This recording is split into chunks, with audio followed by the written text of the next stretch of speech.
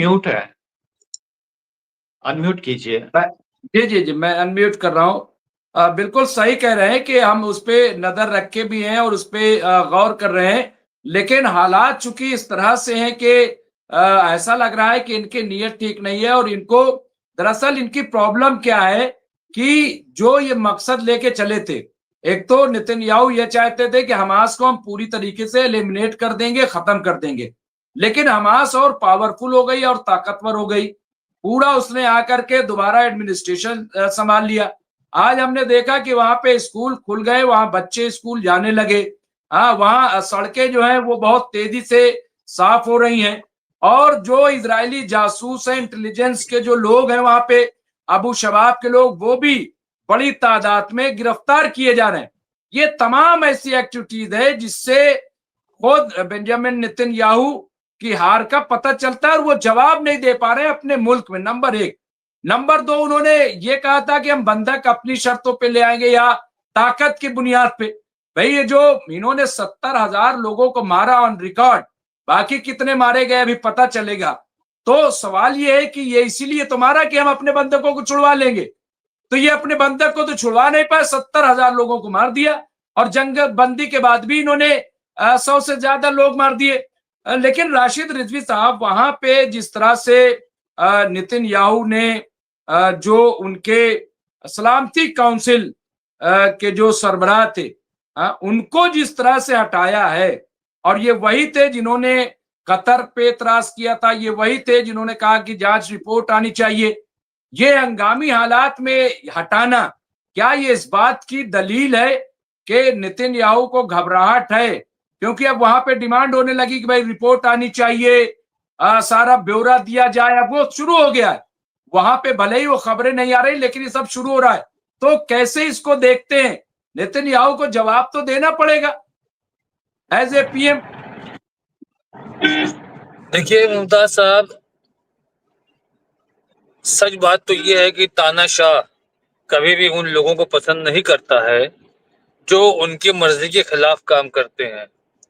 तानाशाह एक yes man person होता है जो ये कहता है कि बॉस इज ऑलवेज राइट।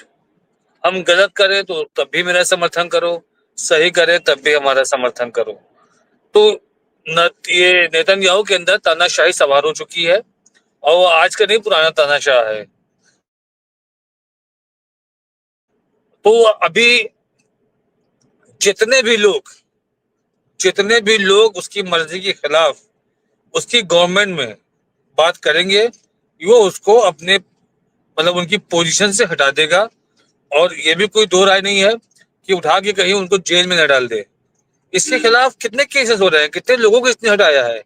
खुद इसके गवर्नमेंट के लोग, खुद इसके आर्मी के लोग, आईडीएफ के लोग इसके खिलाफ गए हैं इजराइल की कोर्ट में, सिर्फ इसकी तानाशाही के खिलाफ गए हैं कि ये गलत कर रहे थे और हमने मना किया तो हमको हटा दिया गया। और हमारा हटाए जाना कि जो तरीका था वो बिल्कुल गलत था, तो उसको वो जस्टिफाई कराने के लिए कोर्ट गए हैं। यही नेतन्याहू है जो सुप्रीम कोर्ट के पावर को बिल्कुल हल्का करना चाह रहे थे, जिसके खिलाफ पूरे इजराइल में बहुत एहतजाज हुआ था।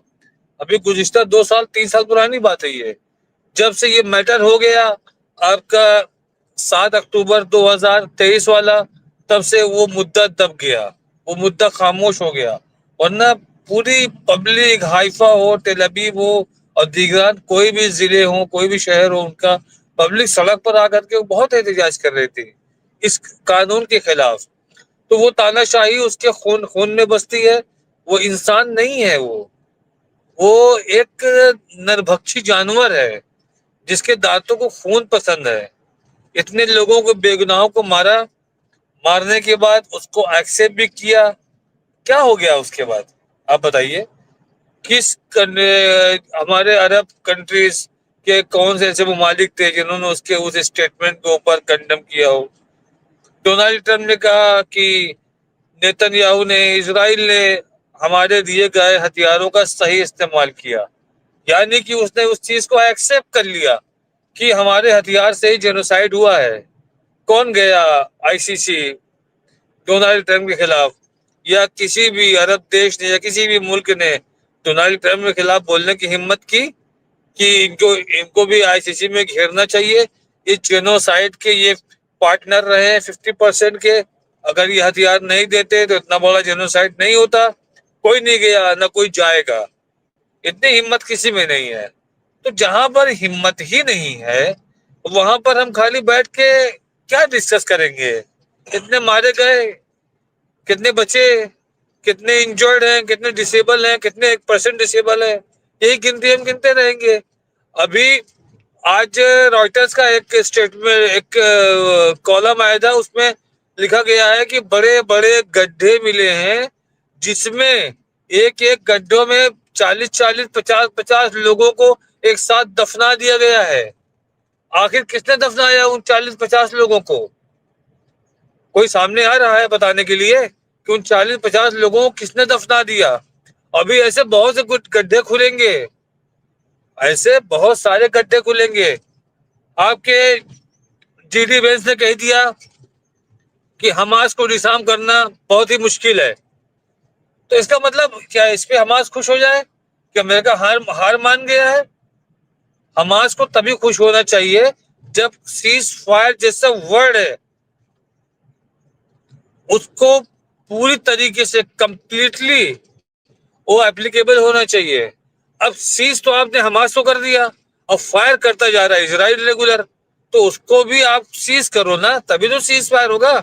और उसके मारने पे खाली एक मुल्क है आपका कतर, उसका स्टेटमेंट आया कि ये जेनोसाइड कर रहा है, ये गलत कर रहा है। आज ये खबर हो रही कि कतर, सऊदी अरबिया और इनकी आर्मी अंदर इंटर कर गई है। पाकिस्तान ने कहा है कि हमारी भी आर्मी जाएगी, अजरबैजान की भी आर्मी जाएगी। अब आप ये समझिए ये वही लोग हैं जो अमेरिका के तलवे चाटते हैं। ये लोग आईडीएफ के हमले को रोकेंगे नहीं। हमको नहीं लगता है कि ये कुछ कंट्रोल कर पाएंगे। ये रोकेंगे तो सिर्फ हमास को ही रोकेंगे। और हमास भी क्या कर रहा है? इनके ही प्रॉक्सी अटैक कर रहे हैं। इनके ही प्रॉक्सी अटैक करके एक ऑप्शन दे रहे हैं आईडीएफ को हमला करने का फिलिस्तीनियों के ऊपर।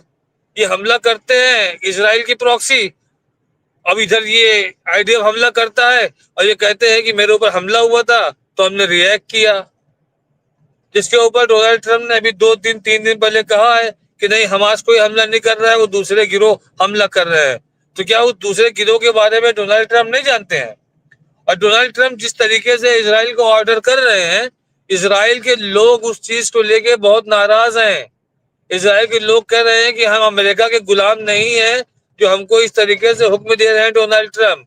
हम क्यों डोनाल्ड ट्रंप की हर बात माने? ये कौन है? ये पार्टनर है नेतन्याहू के, जिनके समर्थन से नेतन्याहू की सरकार चल रही है। उन्होंने नेतन्याहू के सामने ऑप्शन रख दिया है कि सरकार चलाना है तो मेरी मानना पड़ेगा। अगर आप डोनाल्ड ट्रंप की मानोगे तो हम समर्थन खींच लेंगे। ये उनको खुली हुई धमकी दी गई है। उनके जो दो अलायंस हैं वो दोनों मिलकर धमकी दे रहे हैं इनको। उनका मकसद सीधा सीधा ये है कि गाजा पूरी तरीके से खाली होना चाहिए। हमको पूरा गाजा चाहिए। हमारी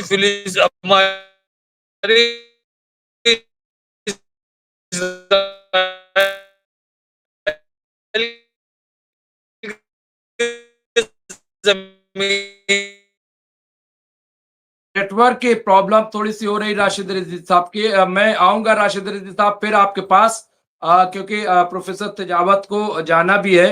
लेकिन उससे पहले मैं एक छोटा सा कमेंट फिरोज बख्श साहब से और फिर एक कमेंट मैं और लूंगा प्रोफेसर तेजावत से और फिर उन्हें अलविदा कहूंगा। लेकिन जी, मैं फिरोज बख्श अहमद साहब, अभी मैं पढ़ रहा था जो यहाँ पे अल जजीरा, उसमें एक बयान आया कि इजरायली मंत्री का कहना है कि 99% बसने वाले लोग कानून का पालन करते हैं। यानी इजराइल में इजरायली लोग 99% जो है वो पालन करते हैं, ये उनका कहना है, कानून का पालन करते हैं। सवाल ये है कि खुद हुकूमत, इजरायली हुकूमत कितना पालन करती है, नंबर 1। नंबर 2 ये कि दुनिया भर के जो जर्नलिस्ट हैं वो जाना चाहते हैं, वो चाहते हैं कि वो जाएं और कवर करें।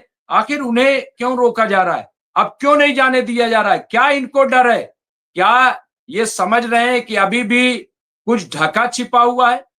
क्या ये समझ रहे, ये डर रहे हैं कि कहीं और हकीकत सामने ना आ जाए, इनकी बर्बरियत सामने ना आ जाए? इनको डर किस बात का? इंटरनेशनल मीडिया को क्यों नहीं जाने दे रहे हैं?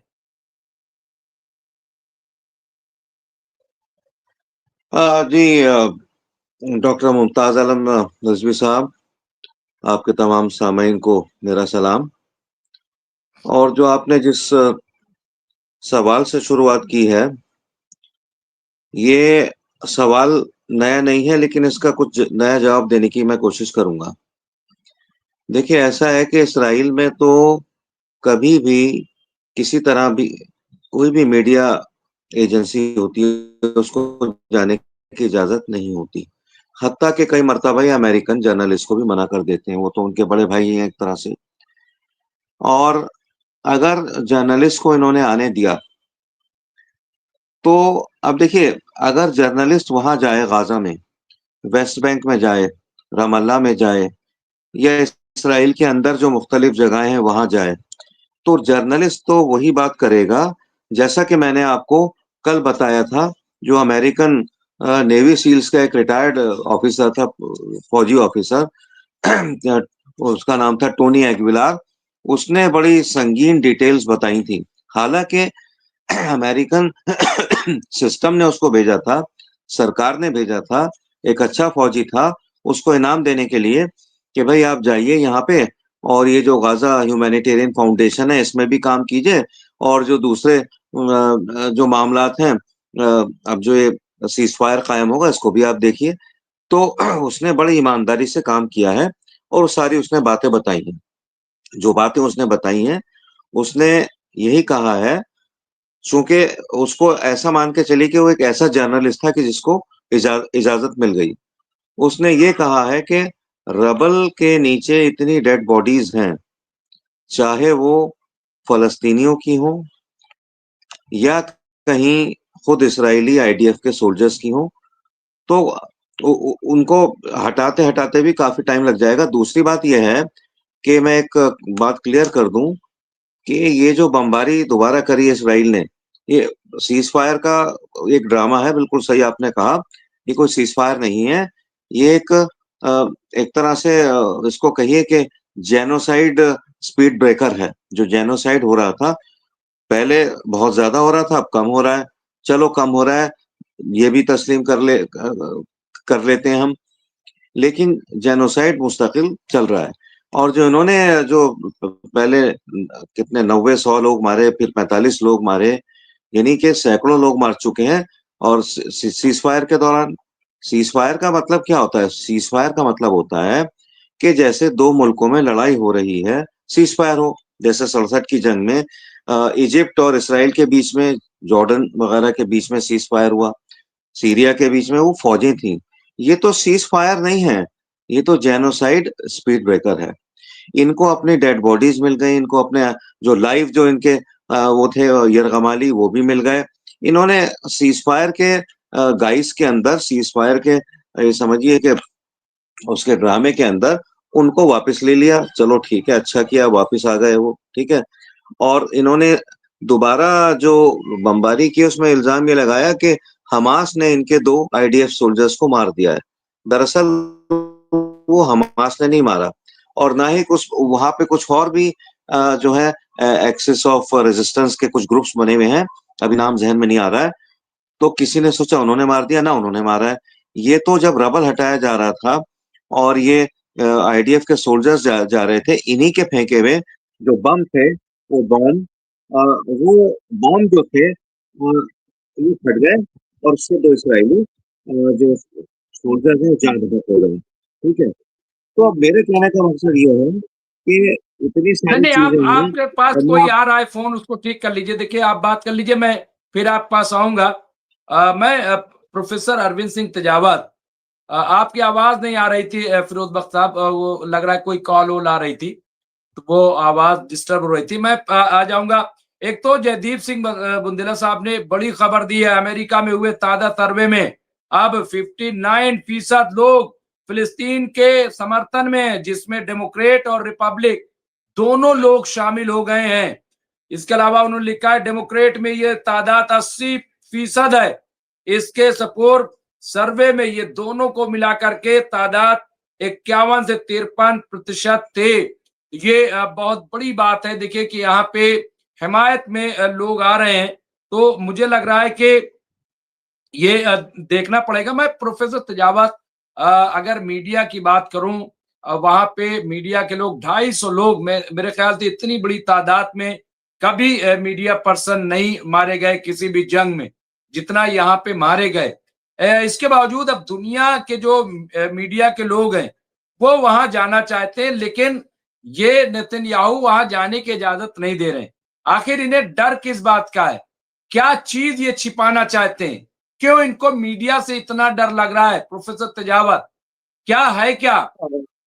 मुमताज साहब, डर केवल उनको यही है कि जो पूरी सच्चाई है वो कहीं दुनिया ना जान ले, तो यही डर है। और काफी बड़ी तादाद में जर्नलिस्टों को वहां पे गिरफ्तार किया जा रहा है। अभी एक जो लेडी जर्नलिस्ट थी अमेरिका की, जो काफी बड़ा नाम था, वहां उसे गिरफ्तार किया गया, फिर बाद में उसे छोड़ा गया काफी तमाम कोशिशों के बावजूद। काफी यूरोपियन जर्नलिस्ट उनको अरेस्ट किया गया। उसके अलावा तो सारे जर्नलिस्ट हैं ही, और इतना ही नहीं, बहुत सारे जो वहां से जो लोकल जो लोग हैं जो कि खबरें दे रहे हैं, जो लोकल जर्नलिस्ट हैं, उनको भी मारा जा रहा है। डर केवल यही है कि दुनिया जान ना पाए कि यहाँ हो क्या रहा है। ये बहुत ही, आपने खुद ने भी बार बार कहा है कि 70,000 लोग मारे गए एक तरफा रूप से, और फिरोज बख्श साहब ने बिल्कुल ठीक ही बोला है कि ये कोई उस तरीके की कोई जंगबंदी नहीं है। ये तो बस केवल एक वो रेस्ट ले रहे हैं ये लोग, और उसके बाद में वो वापस जो कत्लेआम का जो सिलसिला है वो वापस शुरू किया जाएगा। जो हिस्ट्री में जो बुरे जो याद किए जाते हैं, जो बहुत सारे चंगेज खां वगैरह, मुझे लगता है इनको इसी तरह से नेतन्याहू को भी याद किया जाएगा कि ये एक जो आदमी था जो खून का प्यासा था, और जिसने तमाम लोगों को मरवा डाला, बिना किसी वजह के बेकसूरों को मरवा डाला। तो यह तमाम चीजें हैं, पर इसके बावजूद इसका सबका हो क्या सकता है? दरअसल एक चीज जो हमें खासकर देखनी होगी, खासकर फिलिस्तीन को ध्यान में रखकर, उसको सेंटर में रखकर, कि यह दरअसल जो पूरा ही जो मिडल ईस्ट है, उस मिडल ईस्ट को, वैसे तो मिडल ईस्ट कहना भी ठीक नहीं है, क्योंकि जो खासकर माओ वगैरह वो थे, वो ये कहते थे कि मिडल ईस्ट नाम ही दरअसल अंग्रेजों का दिया गया है। उनके लिए मिडल ईस्ट हो सकता है, हमारे लिए नहीं है। हमारे लिए तो वो वेस्ट एशिया है। जो खासकर जो वेस्ट एशिया जो है, इसकी एक खास बड़ी प्रॉब्लम है। वो प्रॉब्लम ये है कि यहाँ पे जो इस्लामिक नेशनलिज्म जिस रूप में, जिस तरीके से पनपना चाहिए था, वैसे नहीं पनपा है। कहीं पे जो सरकारों का जो सेटअप है वो अलग अलग है। इसमें सबसे ज्यादा जो डेमोक्रेटिक सरकार कह सकते हैं वो ईरान की है, क्योंकि वहां पे एक खास तरीके का वो शासन का एक तंत्र है। बाकी जगहों पे तो अभी जो मिडाइवल जो एज की जो व्यवस्थाएं होती है वो कायम है। इन सब से ऊपर उठकर जब तक यूरोप एक यूनाइट होके एक तरीके से इस्लामिक नेशनलिज्म नहीं आएगा, तब तक ये जितने भी जो फिलिस्तीन है या तमाम जो दूसरे जो हैं उनके ऊपर वैसे ही अटैक किया जाएगा। ये वेस्ट वैसे ही इनको परेशान किया जाएगा। और दरअसल जो इस्लामिक नेशनलिज्म है वो ऐसे हवा में नहीं आया है। वो एक लंबे समय से वहां के लोग वहां से देख रहे हैं कि किस तरीके से उनको डिवाइड करके, और उनको वेस्ट उनका काफी लंबे समय से उनको एक्सप्लॉइट कर रहा है। तो ये जब तक नहीं होगा, ये लड़ाई चलती रहेगी, क्योंकि लंबी लड़ाई है। और मुझे लगता है कि इसका भी कभी ना कभी अंत होगा। बहुत सारी सरकारें भी वहां पे बदलेगी। तो हम केवल उम्मीद ही कर सकते हैं कि आगे आने वाला जो समय है वो बहुत ही खूबसूरत होगा। इन लाशों और इन बलिदानों पे कोई एक नया सूरज उठेगा। बस खाली केवल मुमताज साहब, हम इतनी उम्मीद कर सकते हैं, और मुझे लगता है कि फ्यूचर बेहतर होगा। पर बिल्कुल फिरोज बख्श साहब ने ठीक कहा है कि अभी ये जो केवल जंगबंदी जो का नाटक कर रहे हैं, वो केवल और केवल नाटक है। बड़े बड़े एक्टर आ रहे हैं और वो केवल ये अपने आप को दिखाने की कोशिश कर रहे हैं। डोनाल्ड ट्रंप जैसे लोग कह रहे हैं कि इससे बढ़िया शांति का प्रयास मैंने नहीं देखा। इतने लोगों को मारने के बाद में वो ये कह रहे हैं कि इससे अच्छा कोई खूबसूरत कोई प्रस्ताव नहीं था। उन लोगों को शर्म भी नहीं आती है मुमताज़ साहब। पर ख़ैर हम केवल इतनी उम्मीद कर सकते हैं कि आगे आने वाली जो चीज़ें हैं, जो ख चाहे 1 डिकेड बाद हो, 2 डिकेड बाद हो, कुछ न कुछ अच्छा होगा और एक तरीके से जो वहाँ के जो कंट्रीज़ हैं, वहाँ के लोग हैं, जो कि एक कॉमन सिविलाइज़ेशन, कॉमन कल्चर और बिलीफ्स शेयर करते हैं, वो यूनाइट होकर अपने एक्सप्लॉइटेशन के खिलाफ खड़े होंगे। मुमताज़ साहब, मैं इजाज़त चाहूँगा, जैसा कि हैं, तो मैं बस बिल्कुल